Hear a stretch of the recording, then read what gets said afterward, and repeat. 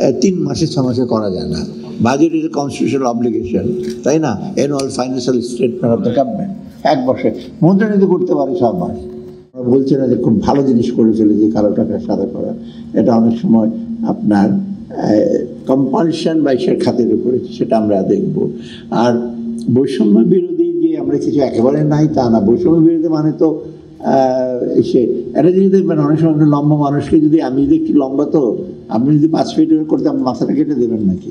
বা একটা মোটা মানুষ 5 ফিট তাকে পেট চাপা দিয়ে উপরে দিকে টেনে দেবেন নাকি? এটা আপনি যেটা করবেন যে ইকুয়ালিটির জন্য চেষ্টা করবেন এটা অন্যভাবে। আমরা চেষ্টা করি মহিলাদের এসে বিরাট একটা ফান্ড আছে বাংলাদেশ ব্যাংকে, স্টার্ট আপ ফান্ডের জন্য টাকা দিচ্ছি, ইউথের জন্য টাকা দিচ্ছি, বাচ্চারা দেখবেন অনেকগুলো আছে। কিন্তু তবে একেবারে বৈষম্য বিরোধী কর্মসংস্থানের ব্যাপারে একেবারে যে তার নাই তা না, কিন্তু সেটা। আর ইউএসএ ট্যারিফের ব্যাপারে তো হয়তো আমরা তো অলরেডি কতগুলো ইস্যু উঠিয়ে দেওয়া হয়েছে। USA tariff, bonded warehouse, central bonded warehouse করা হচ্ছে। আর বাজেট ছোট বাজেট বাস্তবায়ন খুব ডিফিকাল্ট না। আর 6 মাসের জন্য করেছি বাজেট, 6 মাসের 3 মাসে 6 মাসে করা যায় না।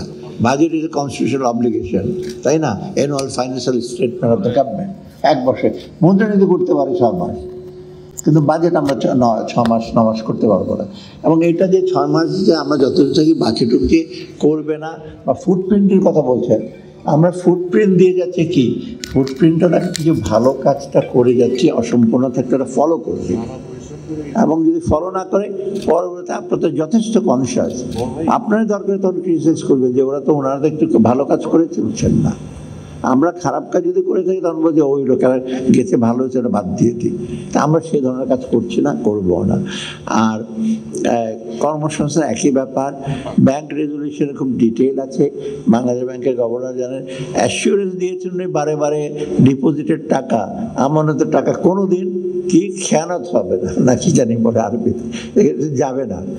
এটা ব্যাংক রেজুলেশন, এটা হয়তো বিভিন্নভাবে এটা করা হবে। ইতিমধ্যে ডিপোজিট ইন্স্যুরেন্স তো বাড়িয়ে দেওয়া হয়েছে 1 লক্ষ থেকে 2 লক্ষ টাকা, তাই না? একটা আইন হচ্ছে 1 লক্ষ ছিল। অতএব ওইটা কিন্তু আপনি পৃথিবীর কোন দেশে দেখেছেন যে ব্যাংকের 70% টাকা নিয়ে চলে গেছে মালিক, ডিপোজিট থেকে সহ? ধরেন 20,000 কোটি টাকা ছিল, তার মধ্যে 15,000 কোটি টাকা নিয়ে চলে গেছে। এরকম তো ব্যাংক সে তো রবারি তো খুব কমই করেছে লোকজন। অথবা এগুলো রেজুলেশন করার জন্য ডেফিনেটলি আমরা চেষ্টা করছি এবং করবো, এটা প্রতিশ্রুতিবদ্ধ। এবং এই আইনটা যেটা করা হচ্ছে খুব সহজ কাজ না, but definitely will have to do it.